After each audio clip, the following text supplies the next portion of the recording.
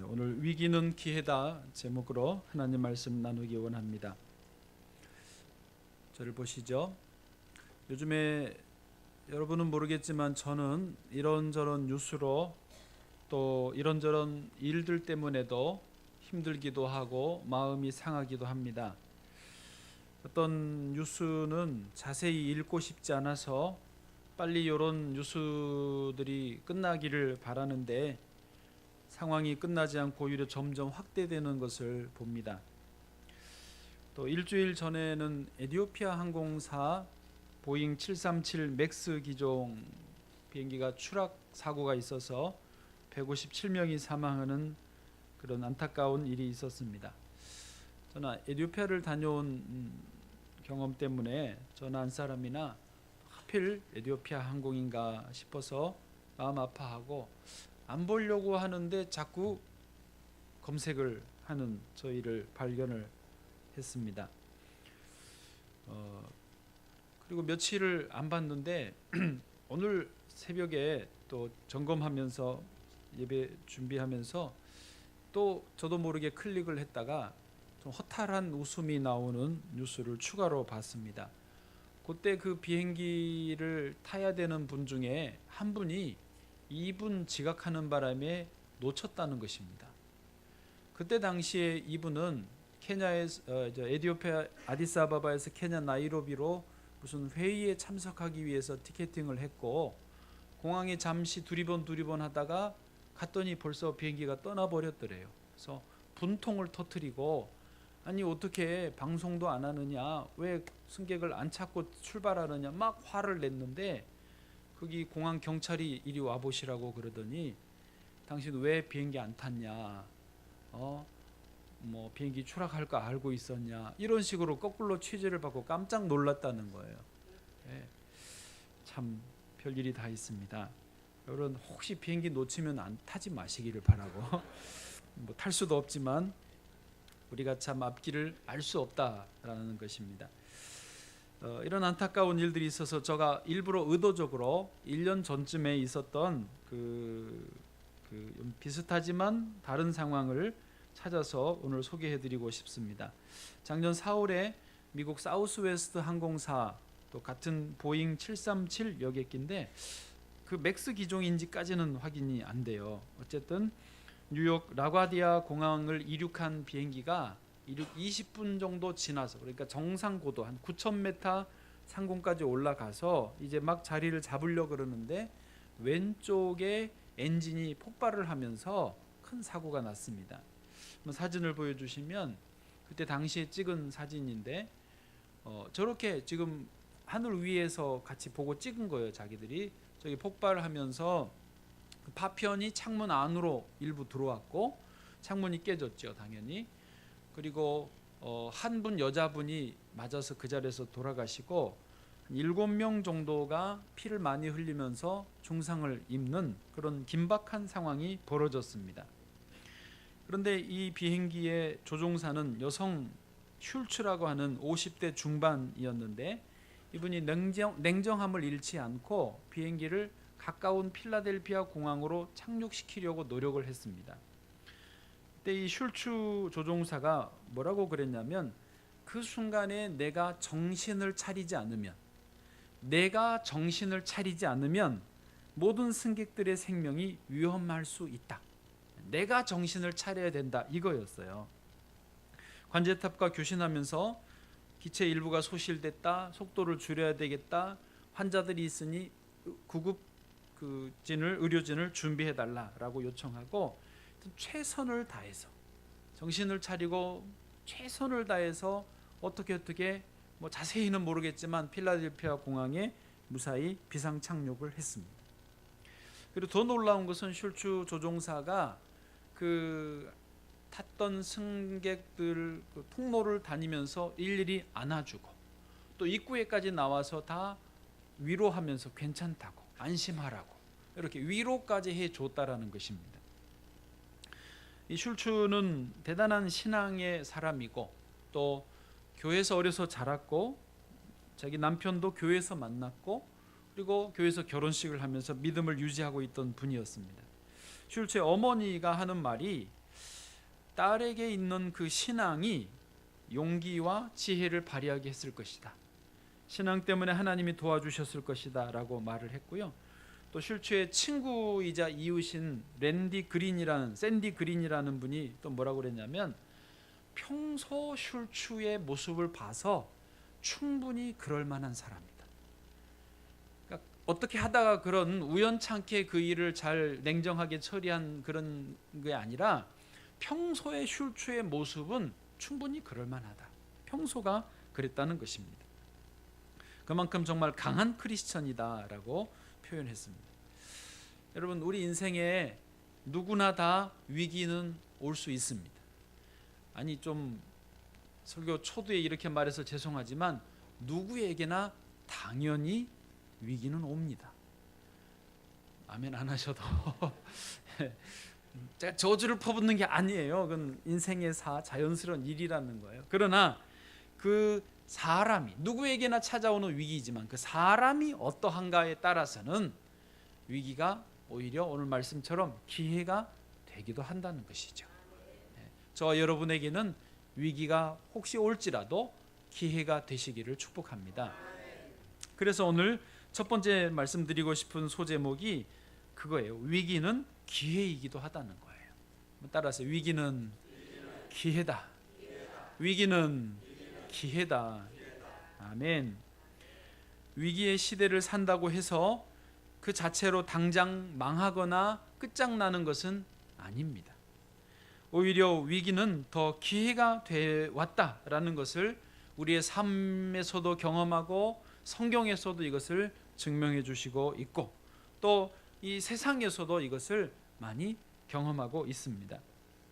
삼성의 전 이건희 회장 경영 어록 중에 매기론이라는 것이 있어요. 두 논이 있고 둘 다 미꾸라지를 넣어서 기릅니다. 그런데 한쪽 논에는 미꾸라지만 있고 다른 쪽 논에는 미꾸라지와 더불어서 메기를 몇 마리 넣어놔요. 어느 논에 미꾸라지가 더 잘 자랄까요? 어떻게 알아요? 네, 여러분 생각하신 거 그거예요.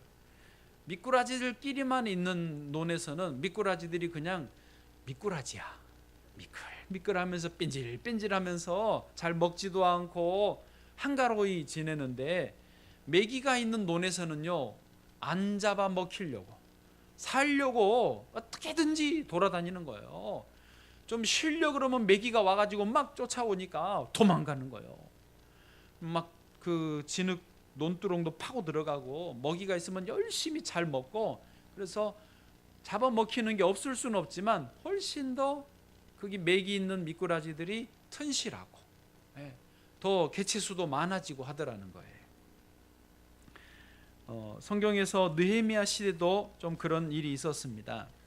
느헤미야가 이스라엘 백성들을 데리고 예루살렘 성벽을 재건하고 있었는데, 건축을 다시 세우고 있었는데, 그게 세워지면 밖에 있는 이방인들이 불편하고 안 되니까, 손해 보니까 이렇게 소문을 퍼뜨렸어요. 말을 보냈어요. 뭐라고 그랬냐면, 너희들은 성벽을 재건할 수 없다. 너희가 쌓은 성벽은 여우가 올라가기만 해도 다시 무너질 것이다. 또 그래도 쌓으면 어느 날 기습 공격을 해서 다 죽여버리겠다. 실제로 예루살렘 성벽이 아직 쌓아지지 않았기 때문에 사방 어디에서든지 기습할 수 있습니다.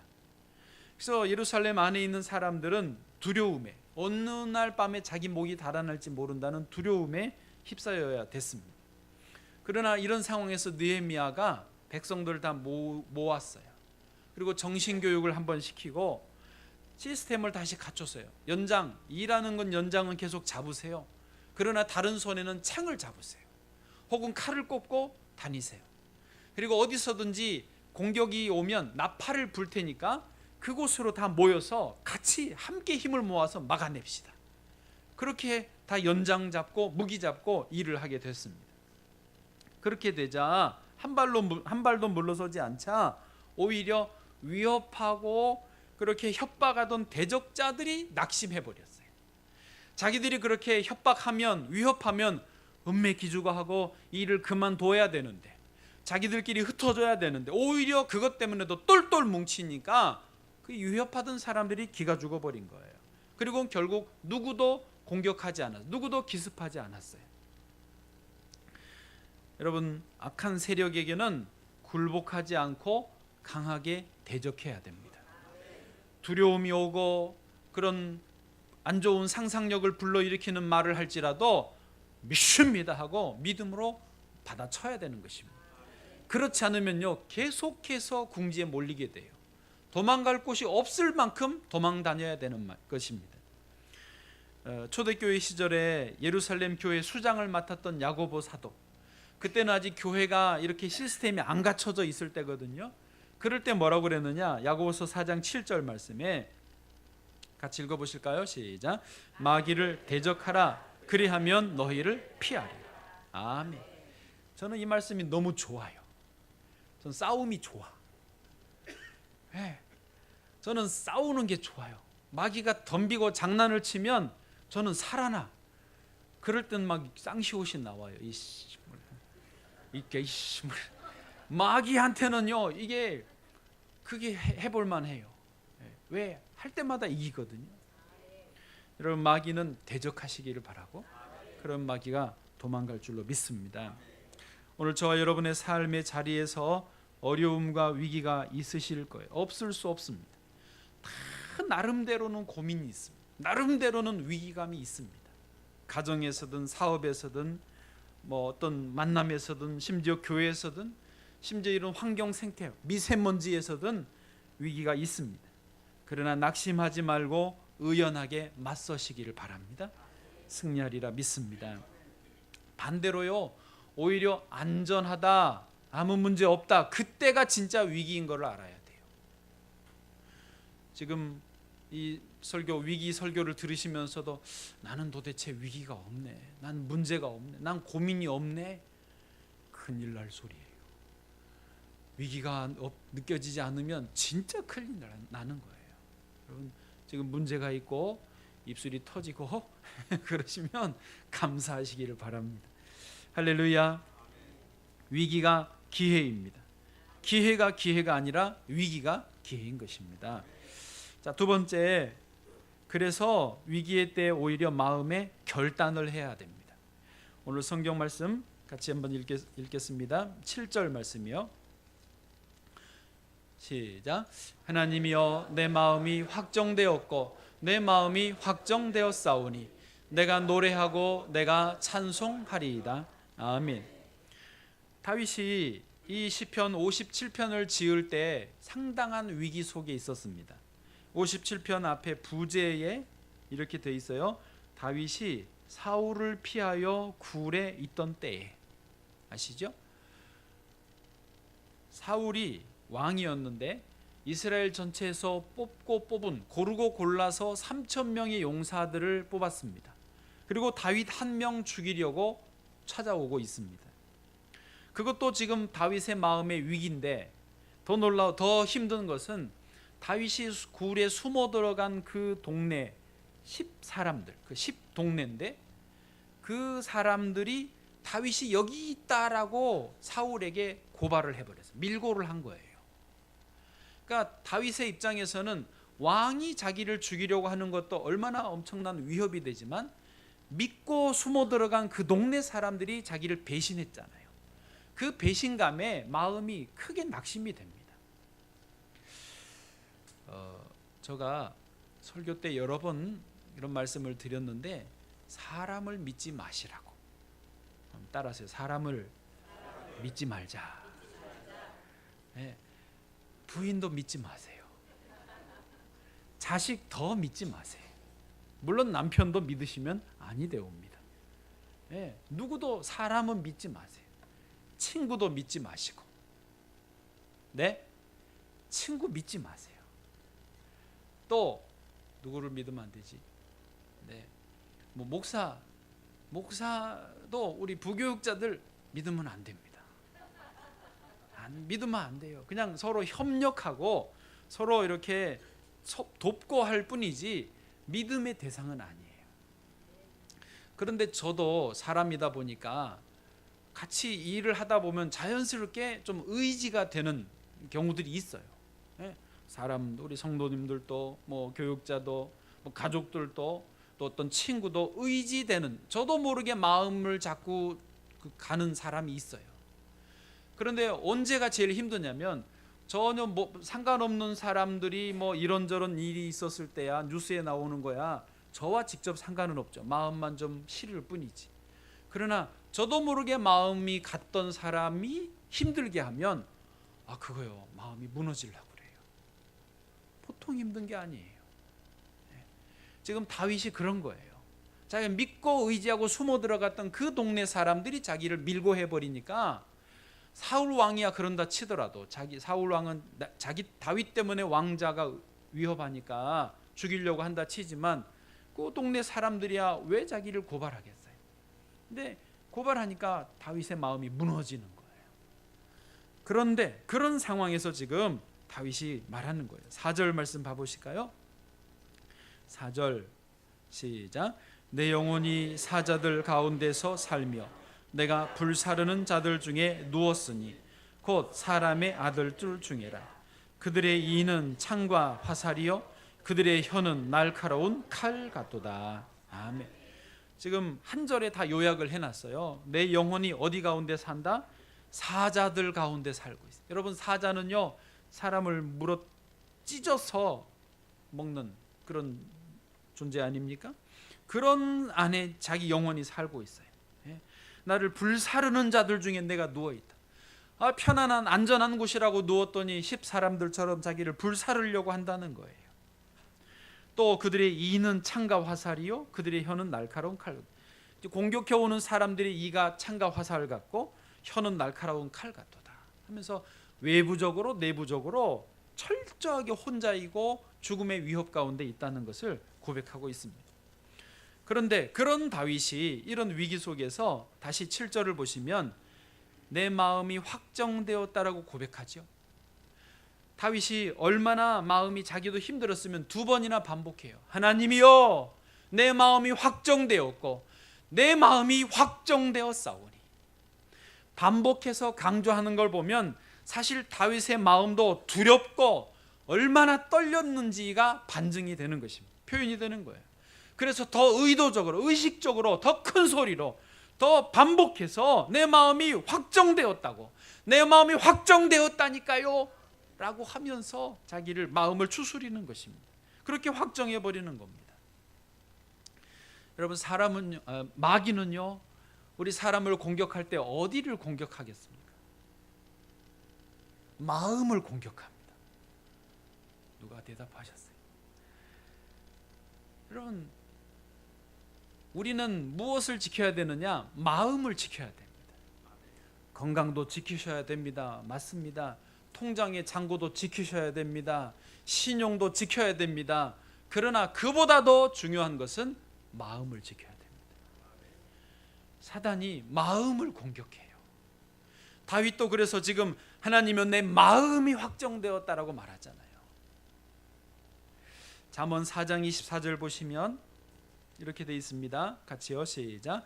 모든 지킬 만한 것 중에 더욱 내 마음을 지키라. 생명의 근원이 이에서 남이니라. 아멘. 예, 모든 것보다 마음을 지켜라는 거예요. 여러분, 사람이요 사업을 하신다고 치면 10번 20번 넘어져도 그의 마음이 넘어지지 않으면 다시 일어나요? 못 일어나요? 일어납니다. 엊그제도 책에 보니까 자기 아버지가 인쇄소를 하셨는데, 일본 분인데 인쇄소를 했는데 2차 대전 때 다 폭격 맞아가지고 인쇄소가 다 날아가 버렸어요. 인쇄기계가 다 없어졌어요. 집도 건물도 다 무너졌어요. 그래도 마음이 안 무너지니까 다시 이렇게 세우는 거예요. 그런데 마음이 무너져 버린 분들은 못 세운대. 그럼 마음이 그렇게 중요한 거예요. 마음이 무너진 사람은 한 번 사업하다 망했는데 그 다음 못해. 마음이 무너지면. 병도 그래요. 잠언 18장 14절입니다. 같이요, 시작. 사람의 심령은 그의 병을 능히 이기려니와 심령이 상하면 그것을 누가 일으키겠느냐. 아멘. 병이 났어도요 심령이 건강하면 회복이 됩니다. 그러나 심령이 상하면 일어날 수가 없다라는 것입니다. 다시 말씀드립니다. 여러분, 마음을 지키셔야 돼요. 마귀는 마음을 공격합니다. 그래서 마음을 잘 지키면 마귀와도 승리할 수 있고 또 풍성한 열매를 맺을 수 있는 것입니다. 다윗이 그래서 지금 하나님의 내 마음이 확정되었다라고 고백한다는 것이죠. 마음이 건강하시면, 마음을 잘 지키시면 인생이 건강하시리라 믿습니다. 가정이 복이 있으시리라 믿습니다. 마음이 건강한 분이 사업을 해야 사업도 잘 되는 것입니다. 닉이라고 하는 청년이 있습니다. 닉은 몸집이 크고 힘이 센 청년이고 그 철도청에서 근무를 했어요. 이제 조차장이라고 객차, 화차 이런 데 수리하고 이런 데서 일을 했는데 아주 성실한 청년이었습니다. 정시 아침에 출근하고 열심히 일하고 동료들과 관계도 좋았습니다. 그런데 닉에게 딱 한 가지 흠이 있다면 생각, 마음이 늘 부정적이었어요.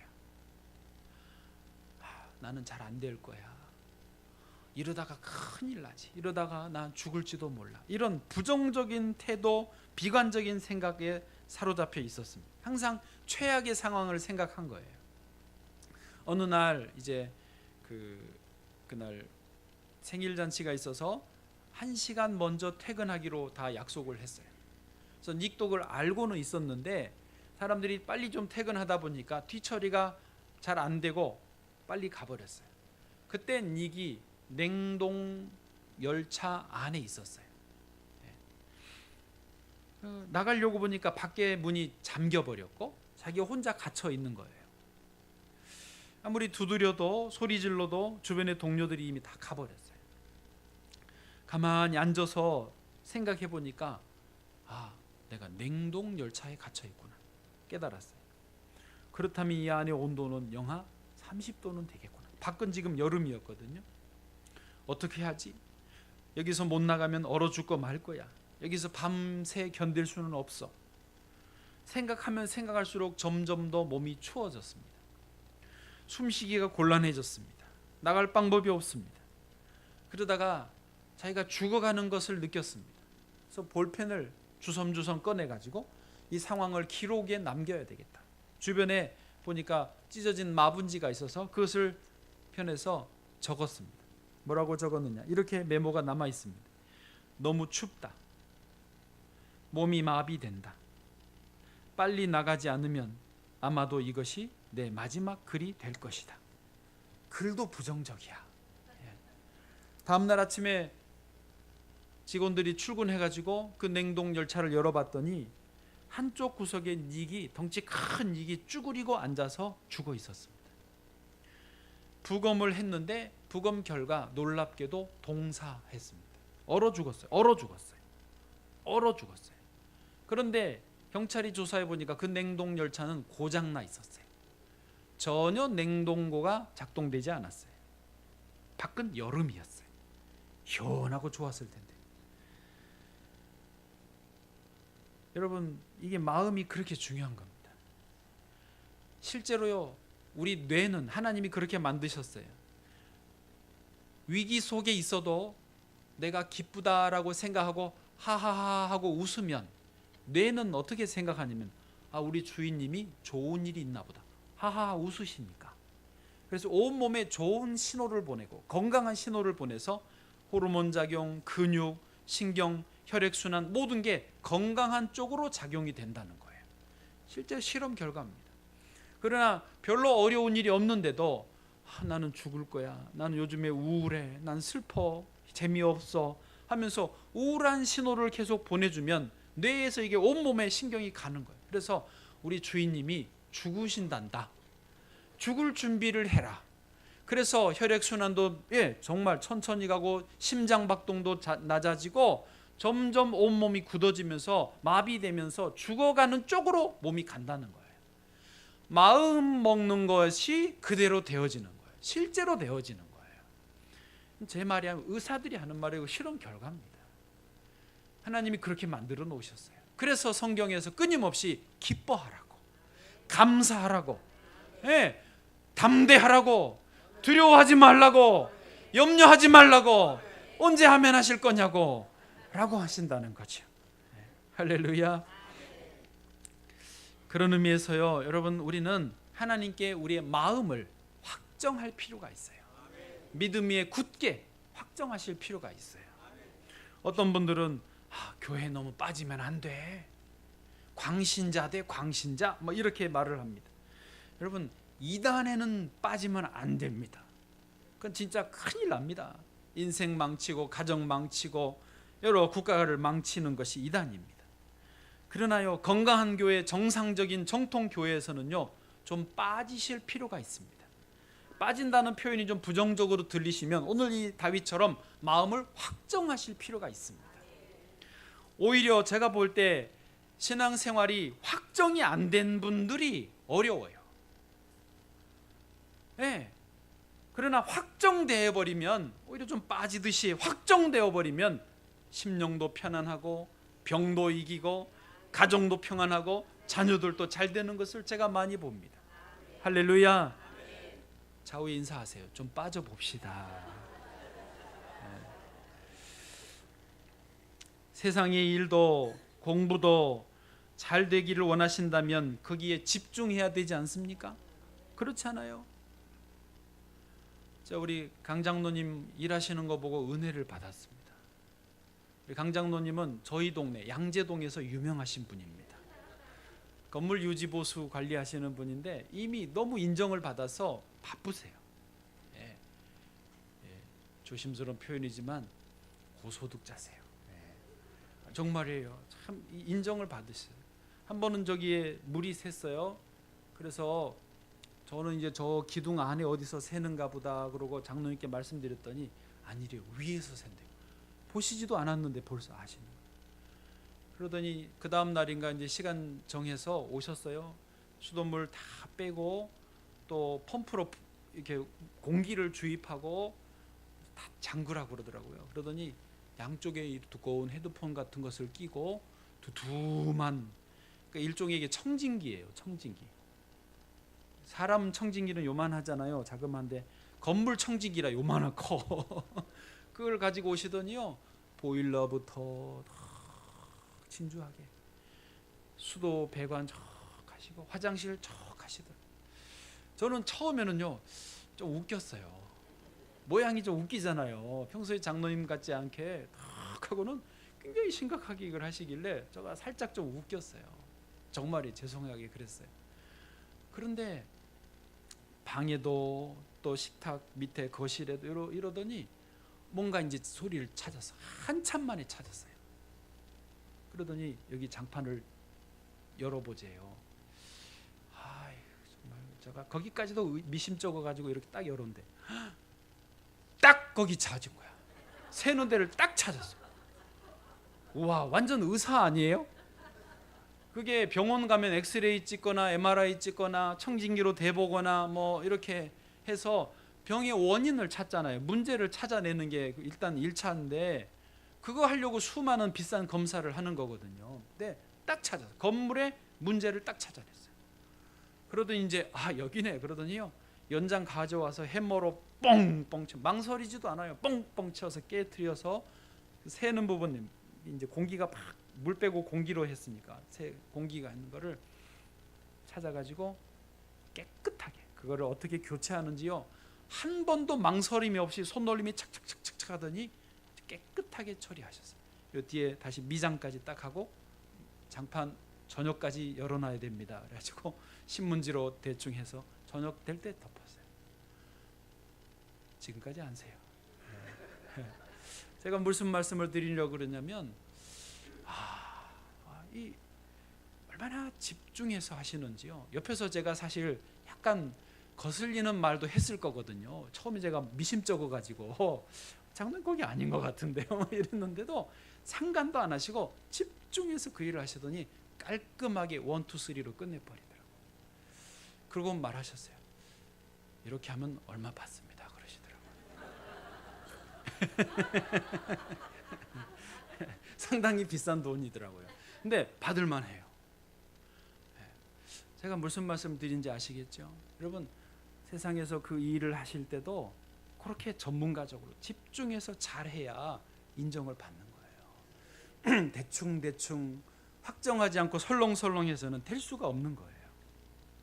하물며 우리의 영혼을 구원해 주신 하나님, 온 세계 주인이신 하나님께 우리가 믿음의 생활을 할 때는 마음을 확정하셔야 돼요.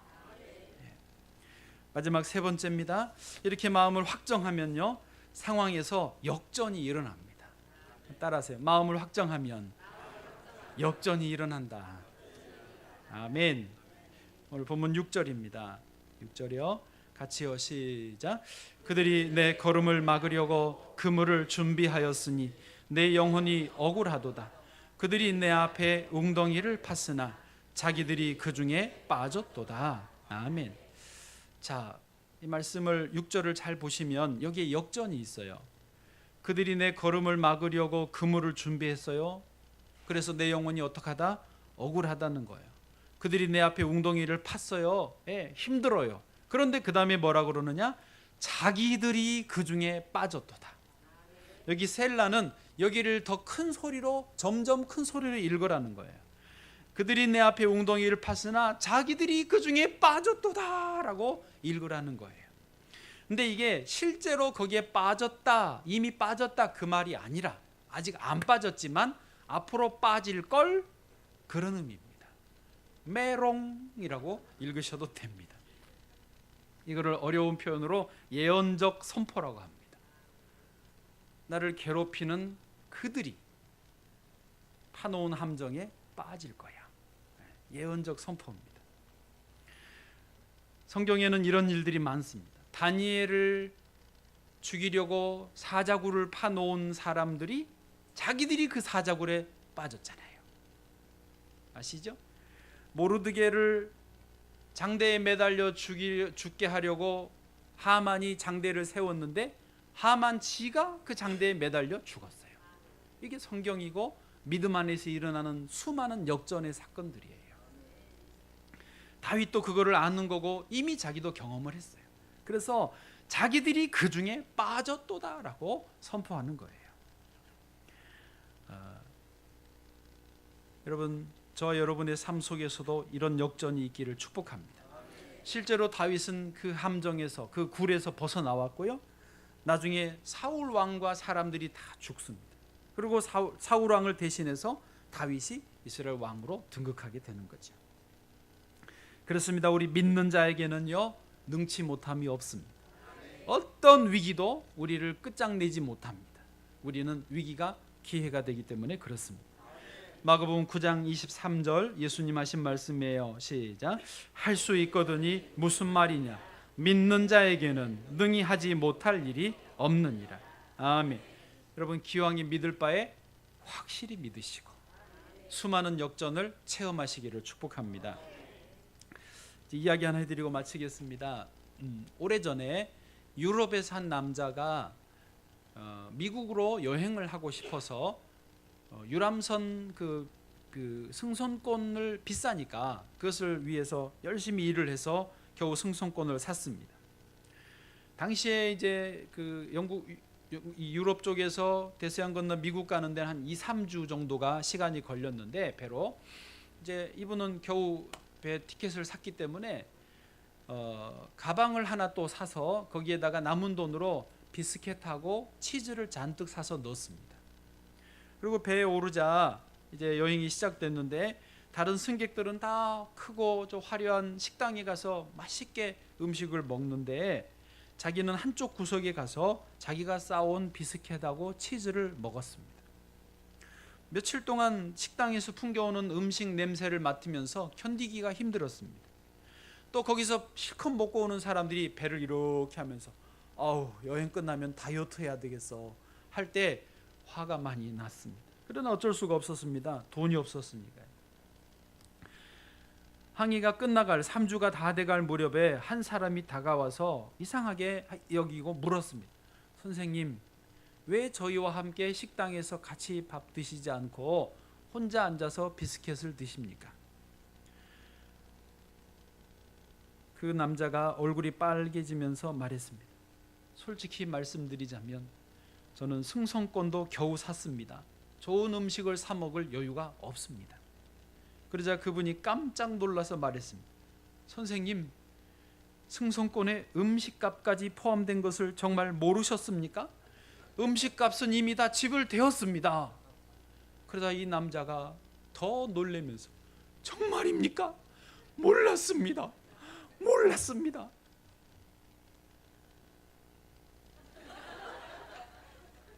여러분, 우리 인생도 그럴 수 있습니다.